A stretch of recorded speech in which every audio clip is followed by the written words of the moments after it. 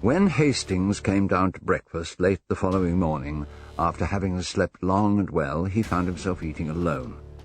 From Treadwell he learned that Edward Raynor had breakfasted much earlier and had gone back to his room to put some of Sir Claud's papers in order, that Mr. and Mrs. Amory had had breakfast in their suite of rooms and had not yet appeared, and that Barbara Amory had taken a cup of coffee out into the garden where she was presumably still sunning herself. Miss Caroline Amory had ordered breakfast in her room, pleading a slight headache, and Treadwell had not seen her subsequently. "Have you caught sight of Monsieur Poirot at all this morning, Treadwell?"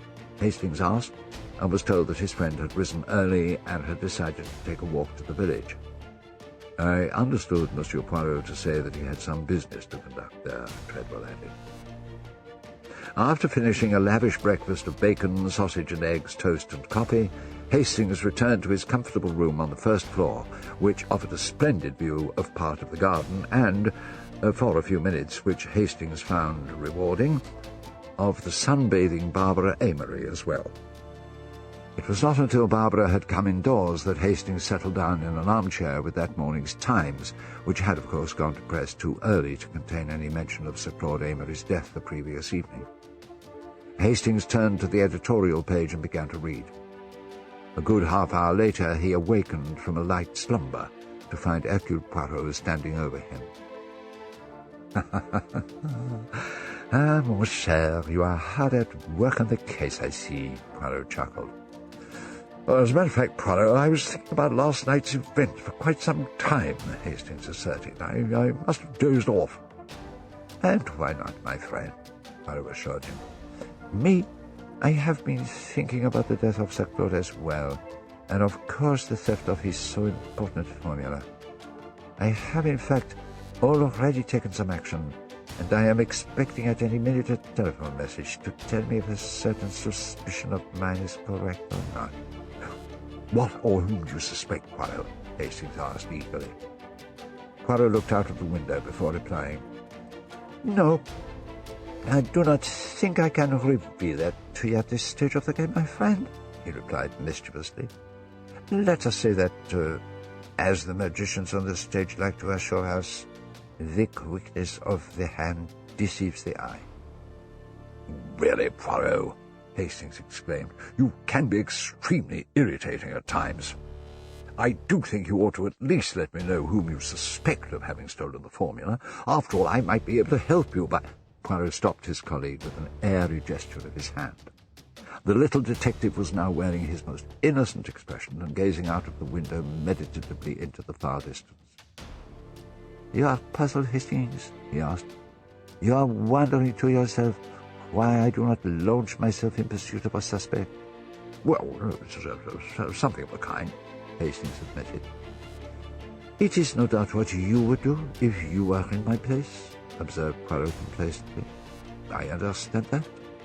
But I am not of those who enjoy rushing about seeking a needle in a haystack, as you English say. For the moment I am content to wait. As to why I wait? Eh bien, to the intelligence of Hercule Poirot, things are sometimes perfectly clear, which are not at all clear to those who are not so greatly gifted."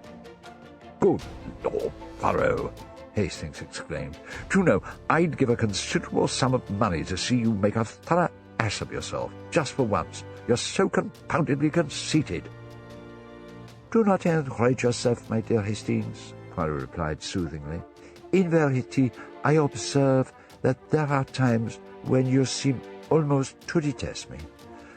Alas, I suffer the penalties of greatness." The little man puffed out his chest and sighed so comically that Hastings was forced to laugh. "Poirot, you really have the best opinion of yourself of anyone I've ever known," he declared. "What will you? When one is unique, one knows it.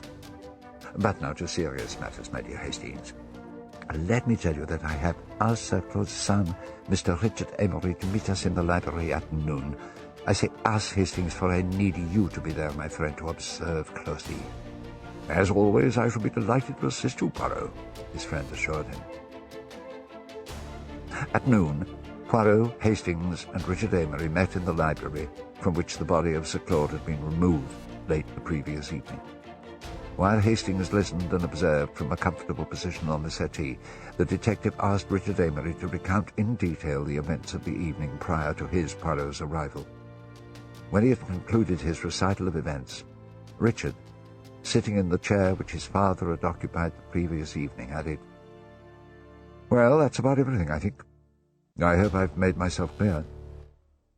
"But perfectly, Monsieur Amory, perfectly," Poirot replied, leaning against an arm of the only armchair in the room. "I now have a clear tableau." Shutting his eyes, he attempted to conjure up the scene.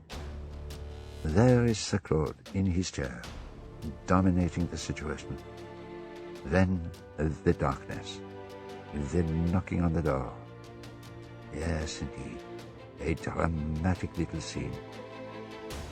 "Well," said Richard, making as if to rise, "if that's all—" "Just one little minute," said Poirot, with a gesture as though to detain him. Lowering himself to his chair again with an air of reluctance, Richard asked, "Yes?"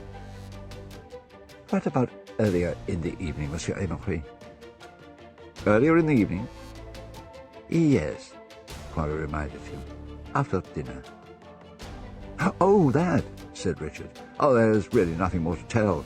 My father and his secretary Rayner, Edward Rayner, went straight into my father's study. The rest of us were in here." Poirot beamed at Richard encouragingly. "And you did what?"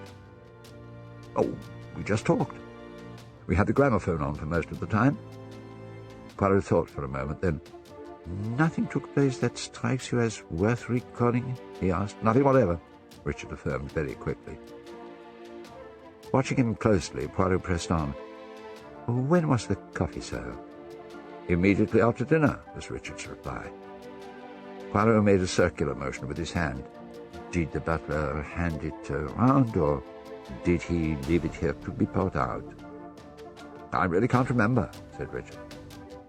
Poirot gave a slight sigh. He thought for a moment and then asked, "Did you all take coffee?" "Yes, I think so. All except Rayner, that is. He doesn't drink coffee." "And Sir Claude's coffee was taken to him in the study?" "I suppose so," replied Richard, with some irritation beginning to show in his voice. "Are all these details really necessary?" Poirot lifted his arms in a gesture of apology. "I am so sorry," he said. "It is just that I am very anxious to get the whole picture straight in my mind's eye. And after all, we do want to get this precious formula back, do we not?" "I suppose so," was again Richard's rather sullen rejoinder, at which Poirot's eyebrows shot up exaggeratedly, and he uttered an exclamation of surprise. No, of course we do," Richard hastened to add. Poirot, looking away from Richard Amory, asked, "Now, when did Sir Claude come from the study into this room?" "Oh, just as they were trying to get that door open," Amory told him. "They?" queried Poirot, rounding on him. "Yes, Rayner and the others." "May I ask who wanted it opened?" "My wife, Lucia," said Richard. "She hadn't been feeling very well all the evening." Poirot's tone was sympathetic as he replied, "Ah, la pauvre dame. I hope she finds herself better this morning. There are one or two things I urgently desire to ask her." "Oh, I'm afraid that's quite impossible," said Richard. "She's not up to seeing anyone or answering any questions. In any case, there's nothing she could tell you that I couldn't." Quite so," Poirot assured him. "But women, Monsieur Amory, have a great capacity for observing things in detail. Still, doubtless your aunt, Miss Amory, will do as well." "She's in bed," said Richard hastily. "My father's death was a great shock to her." "Yes, I see," murmured Poirot thoughtfully. And there was a pause. Richard, looking distinctly uncomfortable, rose and turned to the French windows.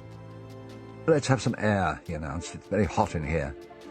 "Ah, you are like all the English," Poirot declared, smiling. "The good open air, you will not leave it in the open. No, it must be brought inside the house." "Well, you don't mind, I hope?" Richard asked. "Me?" said Poirot. "No, of course not. I have adopted all the English habits. Everywhere I am taken for an Englishman." On the settee, Hastings could not help but smile to himself. But pardon me, Monsieur Amory, is not that window locked by some ingenious device? Yes, 'tis, replied Richard, but the key to it's on my father's bunch of keys, which I have here. Taking a bunch of keys from his pocket, he moved to the French windows and undid the catch, flinging the windows open wide. Moving away from him, Poirot sat on the stool, well away from the French windows and the fresh air, and shivered, while Richard took a deep breath of air and then stood for a moment, looking out at the garden before coming back to Poirot with the air of someone who has arrived at a decision. "Monsieur Poirot," Richard Amory declared, "I won't beat about the bush. I know my wife begged you last night to remain, but she was upset and hysterical and hardly knew what she was doing. I'm the person concerned, and I tell you frankly that I don't care a damn about the formula. My father was a rich man. This discovery of his was worth a great deal of money, but I don't need more than I've got, and I can't pretend to share his enthusiasm in the matter. There are explosives enough in the world already." "I see," murmured Poirot thoughtfully. "What I say," continued Richard, "is that we should let the whole thing drop." Poirot's eyebrows shot up as he made his familiar gesture of surprise. "You prefer that I should depart?" he asked. "That I should make no further investigations?" "Well, yes, that's it." Richard Amory sounded uncomfortable as he half turned away from Poirot. "But," the detective persisted, "whoever stole the formula would not do so in order to make no use of it." "No," Richard admitted. He turned back to Poirot, "but still—" Slowly and meaningfully, Poirot continued, "Then you do not object to the, how shall I put it, the stigma?" "Stigma?" exclaimed Richard sharply. 5 people, Poirot explained to him. 5 people had the opportunity of stealing the formula. Until one is proved guilty, the other 4 cannot be proved innocent. Treadwell had entered the room while Poirot was speaking. As Richard began to stammer irresolutely, the butler interrupted him. "I beg your pardon, sir," he said to his employer, "but Dr. Graham is here and would like to see you." Clearly glad of the opportunity to escape further questioning from Poirot, Richard replied, "Well, I'll come at once," moving to the door as he spoke. Turning to Poirot, he asked formally, "Would you excuse me, please?" as he left with Treadwell. When the 2 men had departed, Hastings rose from the settee and approached Poirot, bursting with suppressed excitement. "I say," he exclaimed, "poison, eh?" "What, my dear Hastings?" asked Poirot. "Poison, surely," Hastings repeated, nodding his head vigorously.